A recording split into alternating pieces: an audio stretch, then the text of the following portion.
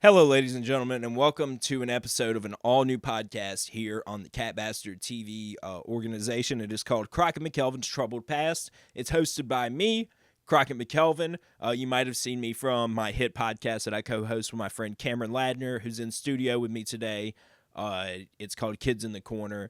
I'm super excited to be bringing this podcast to you. So what we're going to do here at Crockett McElveen's Troubled Past, it's an all-new way for you guys to observe and take in history content that's just not so fucking boring and like, oh, this is what he's, like everything else is just boring. I think I'm going to put a good riff on everything while also delivering high quality information that I only get from .orgs and .govs and high established .coms, like very high established. Britannica, no Wikipedia. And I'm doing really good research on this.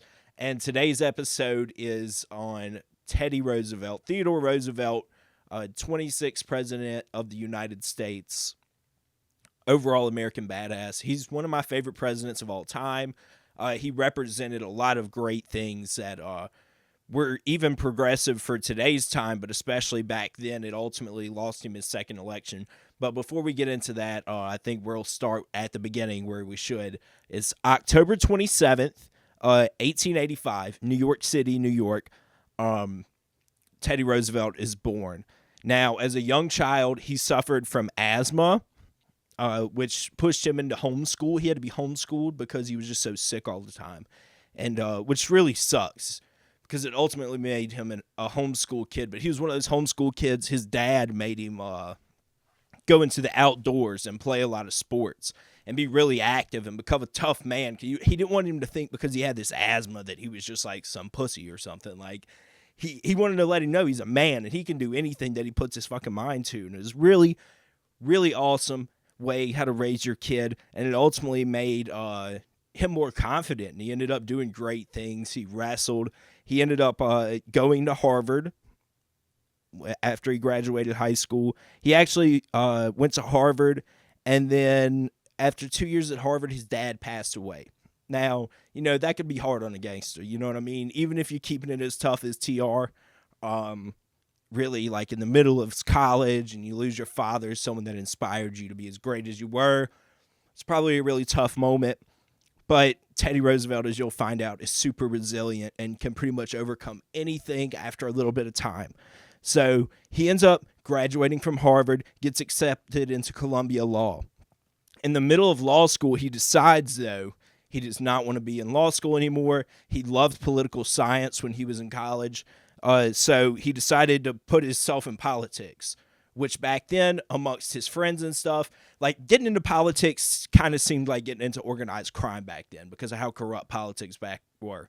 Especially in New York, where they all grew up. And all of his friends were kind of like, why is Teddy? Like, Teddy's the greatest guy we know. Why would he get involved in this?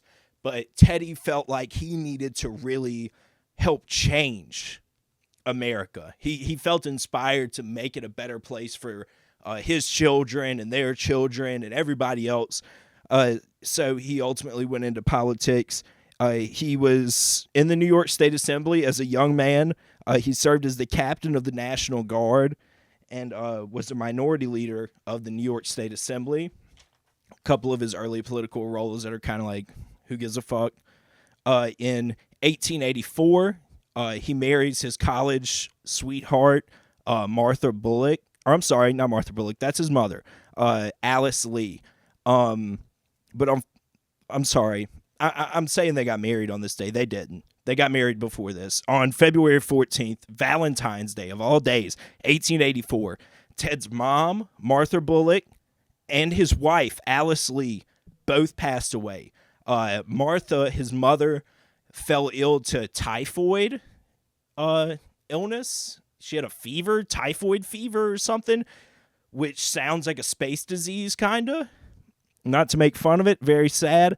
And then his wife, she had birthed their first child into the world, and because of complications with the pregnancy, her kidneys failed, and she died the same day in his arms.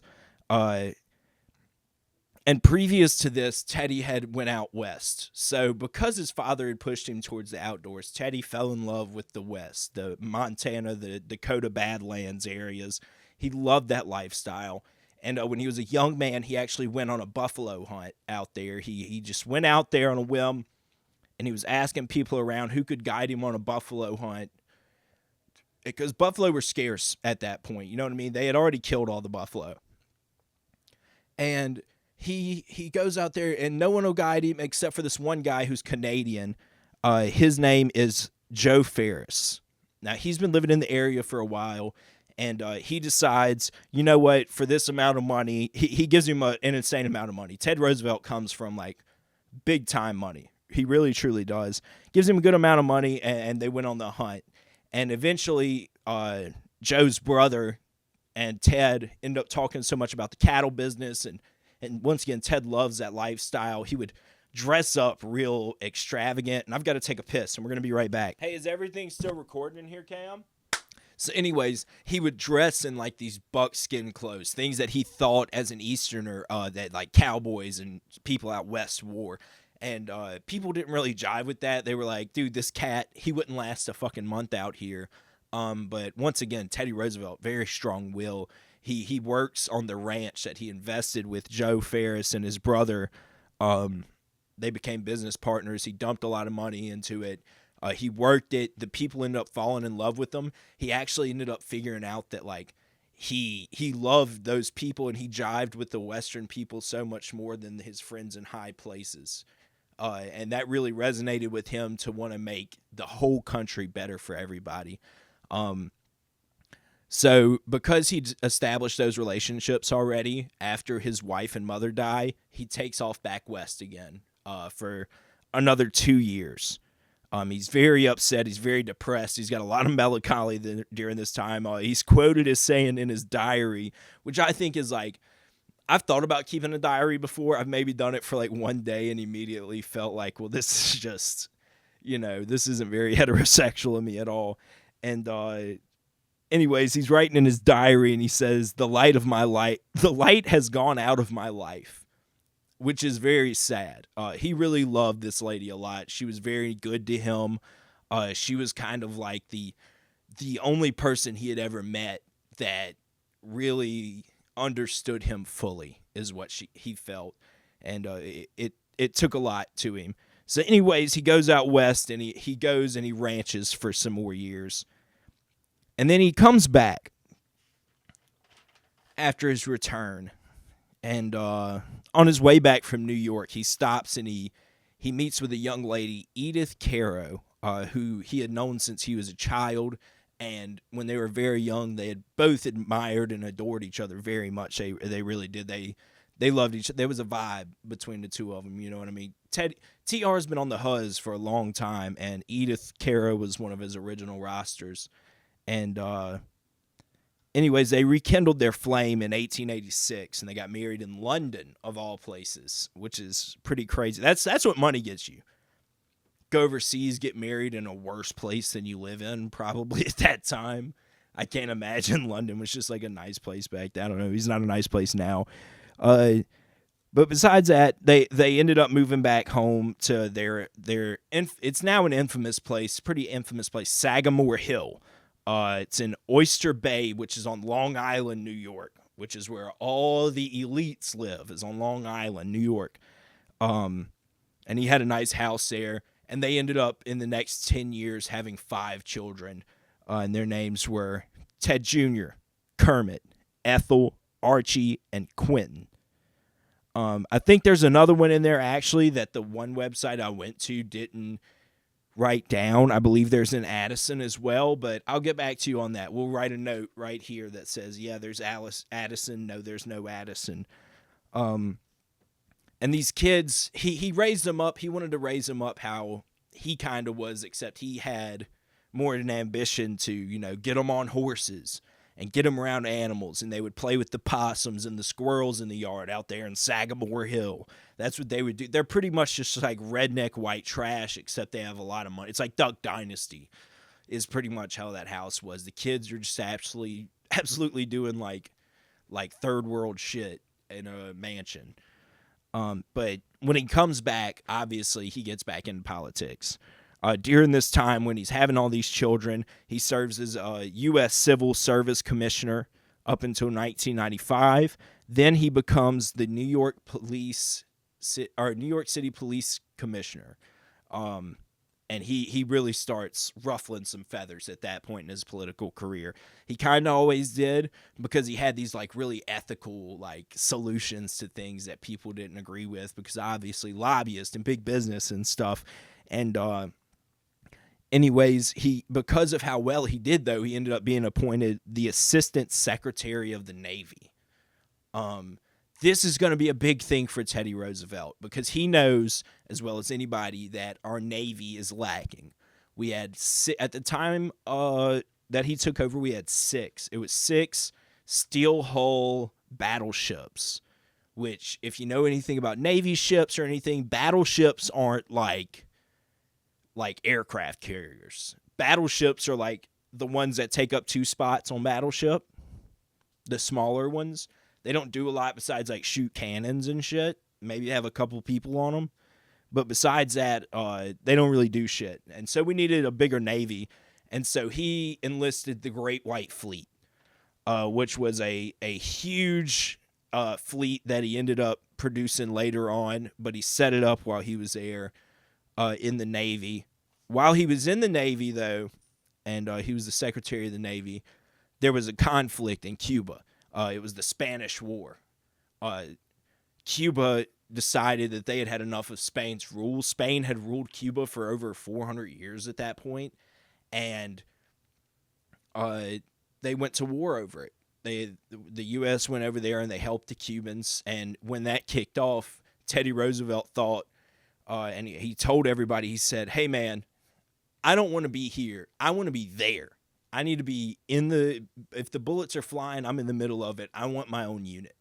And the only way for him to do that was to quit his job as the Secretary of the Navy, the head of the Navy, and form an all-volunteer regiment called the Rough Riders. They were a cavalry unit, and they're mostly known for taking Kettle Hill in the Battle of San Juan Hill, which was a great victory. The battle actually lasted an afternoon.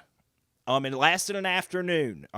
were victorious, though. Him and his Rough Riders had a big part in the afternoon-long battle, and he wanted everyone to know that. And everyone did know that. When he came back, he was flexing so hard that he was elected the governor of New York in 1998. Which is pretty hard. It's pretty badass to like flex that you killed a bunch of guys and pretty much just took over a place, and that's how you're the governor of New York now. But once he got to New York, it was great that he was there, because he started rooting out all the corrupt politicians when he was there. I mean, he was really ruffling feathers. He was on the Republican ticket. He was kind of ruining some stuff for some titans of industry. And one thing that they could think to do, the other corrupt politicians, was to get him out of office, out of control of their pockets and stuff that they were stuffing. They decided to appoint him to be the vice president on the ticket with William McKinley. Now, why is this important? Because the vice president, in case y'all don't know today, the vice president doesn't do shit. It's like a no-show job. You literally just go speak at places. You're just a face. You're the person that they put out there so that way they don't have to risk the president being out there so often. And that's just your fucking job. And so they put him in as vice president, but unbeknownst to them, McKinley, not even a year later, after being elected, would be shot, putting Teddy Roosevelt in the White House for his first term. So he becomes the president, and he starts running on this thing called the Square Deal. And if you don't know what the Square Deal was, it kind of transitions into this thing that he later calls the Bull Moose Party, but he's a Republican at this point. And if you know anything about the Republicans at this time, they're the progressives. They were the Northern in the Civil War. They were the Northern states. So that's just something you need to know about the Republicans back then, so you can get a good frame of reference. But he ran mostly on the women's right to vote, way ahead of its time. way ahead of its time, almost 50 years before its time.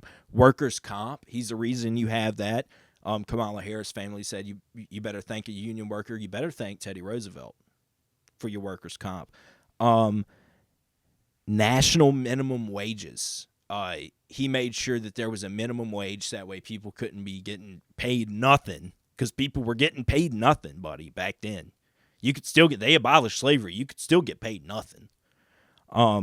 You were just there for the chance to earn something. I don't know if people know that about back then, but like some people, especially women and children, which is another point that he ran on, was to abolish children's labor. They didn't get actually paid back then. And that happens today all over the world in different mines in different countries. And it's not to make it all depressing and stuff, but it's a sad thing that happens, truthfully. And a lot of them got injured and died in those factories. And that's the kind of guy he was. He was running for those people, you know what I mean? The everyday working American. He learned a lot from his time in the West. He actually said if it weren't for his time in the West, he would have never became president of the United States. But anyways, through that run of presidency, he ends up actually getting reelected in 1904, which was a great thing for him. He was able to knock out a couple of different things. He sat at those tables with those guys back then. You had John D. Rockefeller and Carnegie and all those guys back then, these titans of industry, and he actually started cracking down on their monopolies. And it caused a lot of problems for him, but he was ultimately successful, like the coal miner strike. You have the coal miner strike where he helped the coal miners get 9-hour work days. They asked for 8-hour work days. They got 9-hour work days, folks. You better thank a coal miner, bro, for your 9-hour work days. And a 10% raise, which is a pretty significant pay raise if you've ever had a percentage pay raise. 10%'s, it's okay. They were still being dickheads, the mining companies, where they truly were. A lot of these workers were illegal immigrants at this time, obviously. This is a time, though, where, like, the U.S. is flourishing. Our economy's better than it's ever been, and it's better than it ever will be. It never got better than in the early 1900s, up until it was really bad. And anyways, so once again, Ted Roosevelt loves the outdoors. Real outdoors guy, loves it a lot. And the reason today that we probably still have like reserved wilderness land in our beautiful country, we have amber waves of grain, purple mountains of majesty above the fruited plains, because Teddy Roosevelt reserved 230 acres of forest and land to keep wildlife, the nation's beauty intact, and then also he was sticking it to the fucking loggers, baby. The loggers knew nothing about forestry back then. They just thought that the trees would all come back. They really didn't know shit back then. I mean, this isn't that long ago. This is literally like a little bit less than 200 years ago. They didn't know that the trees weren't going to come back. And they just cut them all down. And they were fucking up a lot of shit, dude. They fucked up a lot of shit back then. And they pushed all the Native Americans onto reserve land. You know what I mean? And they cut down all their trees and stuff. They didn't know. Nobody knew, because the Native Americans would never cut down their trees. That shit's crazy. But anyways, back to the all-white fleet, folks. I know we're jumping around a lot, but this is just he had so many accomplishments during his presidency. It's pretty crazy. So the all-white fleet. This brings up a campaign that Teddy Roosevelt ran. Maybe you've heard of it, called Walk Softly But Carry a Big Stick. And what he meant by that is that a little bit about Theodore Roosevelt's insight about America. He thought strongly that America had the responsibility to the rest of the world, because of their military power, to be the military power and the world leader they needed to be. They needed to be involved in all global conflicts that were kicking off. Because of that, he did end up winning a Nobel Peace Prize, because he ended the Japanese-Russo Wars. But he also did a lot of things like the All-White Fleet, which was a 2-year tour around the globe in his Navy. And while he's on this tour, he realizes, if we could find a way to cut a small passage through what was then called just Colombia. It was the Panama area of Colombia. It would take half the time to get to the other side of the United States, which is very important for us. As far as shipping and trade goes, that's going to save us a lot of money. And the Colombian government was like, fuck no, dude. We're not letting you do that shit. And so Teddy Roosevelt decides to inspire the people of Panama, this area, this tribe of people, to uprise, to be usurpers against the Colombian government. With the United States help, the help of the Great White Fleet, they anchored out on the coast of now modern-day Panama, and they helped defeat the Colombians, beat them back, and gain independence for Panama, gave Panama $10 million for what ultimately ended up making America what it is today, the Panama Canal. Just $10 million, folks. Theodore Roosevelt, I mean, he was getting some good, he was hitting licks. He truly was. Theodore Roosevelt was hitting licks on people. He was doing a lot of good things, but he was hitting licks on people, and he certainly did it with the people of Panama. And we ended up getting the Panama Canal because of that, which is, once again, like, it sets up America entirely. If you don't understand it, I'll do an episode maybe on the history of the Panama Canal, and I know right now would probably be a good time to go over it. But I would like to do more research on the actual conflict itself. I know it couldn't have lasted too long, but it's just another one of his accomplishments. He felt like if we needed something, we should take it. And he's still found a politically sound way to do that. Once again, you know, these guys, they're living in a totally different timeline. Obviously, if there was a president doing this today, moving into countries, taking their land so that way we can profit for money, we would all be really upset about that. We truly would. And but he did a great thing for America, and you know, you can always be sorry now. Is actually how he went about it. That's actually something he said. My kids can earn from what I did today, or they can learn from it. I don't know. I think that's what he said. I watched a documentary earlier. Anyways, so he ends his final term as president, and in 1909, he ends up going on an African safari. He always wanted to go to Africa. Him and his son Kermit. They go to Africa for 15 months. They go out there, bag some animals, have a good time, drink a couple brewskis, probably catch an STD or two. But at this point, Theodore Roosevelt's health kind of started to downward spiral. He was getting a little older. He was getting into his 50s. You know, he smoked cigars and stuff like that. So, you know, just things started to happen. He had gout. And he comes back, and he decides to run for president again. Because he had left it in the hands of who he thought was a good candidate, William Howard Taft, famously known for being the fattest president of all time, got stuck in the bathtub, all that bullshit. But he did terrible things. He did terrible things in the Philippines. He wasn't doing things to help prosper the country, and he was actually falling into the trap of the lobbyists and the big corporations, and he was taking all the big cuts and stuff like that. So Theodore Roosevelt decided, fuck that, I've got to jump in here and do something about it, and he creates the Bull Moose Party, which is just a fun name. And he doesn't get too upset about losing this election. He does lose it to Woodrow Wilson, who was the Democratic ticket at that time. Theodore Roosevelt, he actually lost it because Woodrow Wilson said he was too progressive, which is something that we can all, like, Teddy Roosevelt was too progressive for the time, which is pretty awesome. And like I said earlier, he's still too progressive for some people in today's age. You know what I mean? It just kind of fucks me up. So as this is happening in 1914, World War I kicks off. And Woodrow Wilson is doing his absolute best to keep America out of the war. He does not want America involved in the foreign affairs. Now, if you remember what I said earlier, Theodore Roosevelt felt like, we should be involved in every world conflict to show that we're number one, to show that we have the best military, to show that we can control things as a world power. And it took 3 years before they finally got involved.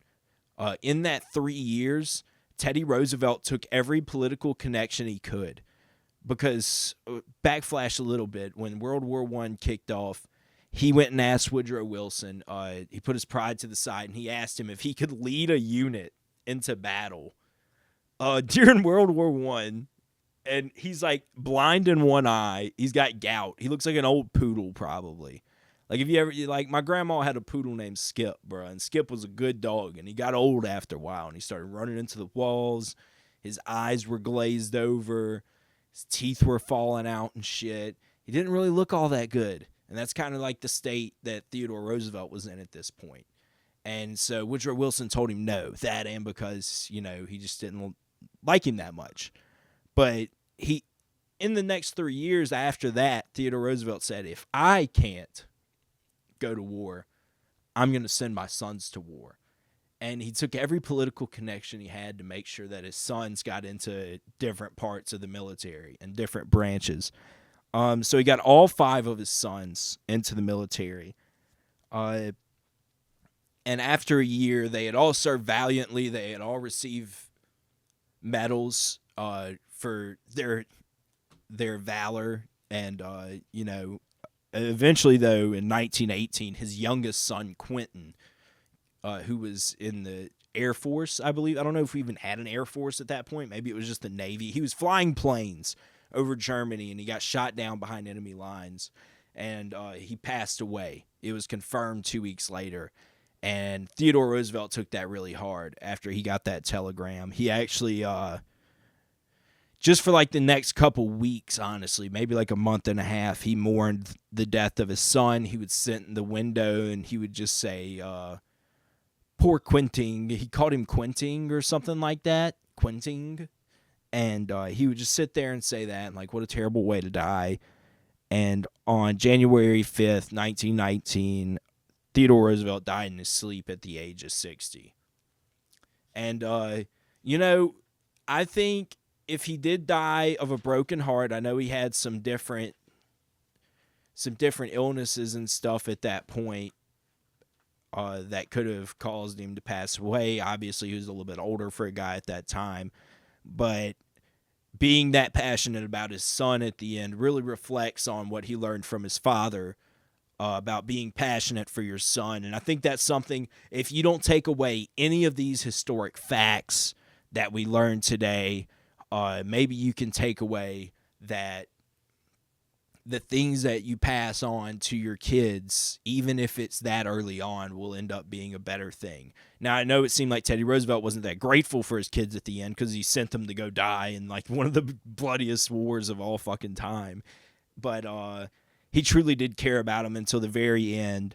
And I'm going to finish this episode with a quote from Theodore Roosevelt himself that I think is very inspiring, and I like it a lot, and I think it tells pretty much what I told today in one sentence. The joy of living is his who has the heart to demand it. Thank you very much, everybody, for joining us for the first episode of Crockett McElveen's Troubled Past. Once again, like I do every time I start a podcast, I promise it's going to get better, and I promise I'm going to keep doing it. We're going to deliver some fun information to you guys. I'll have guests on. This is maybe going to happen twice a month. Also, I'm excited to maybe get some people in here and learn about their life story and their history. The people that, like, you don't get to hear about in books, but their life is so much more fucking interesting than Woodrow Wilson's. Because who is he? Just some flash in the pan after Theodore Roosevelt. Fucking pussy bitch. I'll tell Woodrow Wilson to come find me on the front lawn, bro. In the East Wing. Let's go. Rights and lefts. Equal rights and lefts. Thank you very much once again for joining us. And always tune in every Thursday weekly to watch Kidz in the Corner with me and Cam Ladner, accompanied by our awesome producer, Mad Dog the Slop Alchemist, a.k.a. Madman Meyer, and the Ace Spoon Coon cameraman, Julian, whose camera we're using right now, and he's directly to my left out of frame. Thank you so much, and like, share, subscribe, comment.